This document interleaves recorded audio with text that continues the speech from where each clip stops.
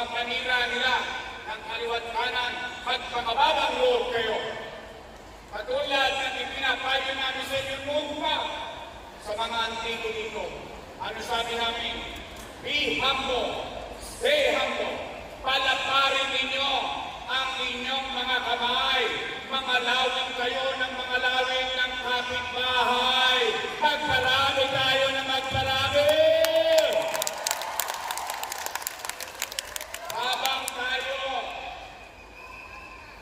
ay araw-araw nilang pinupulutan, huwag kayong gagadutin. Kasi ang gusto nila, maging abala kayo ng kasasagot. Siguro, kung meron kang dapat sumagot dito, makita ng taong bayan, naramdaman ba nila nung tayo ay mayor, nung panahon ng pandemya na may gobyerno sa lungsod ng Maynila?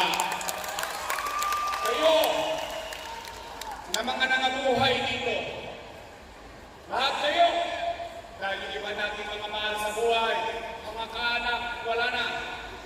Hindi na natin sila magiging testigo.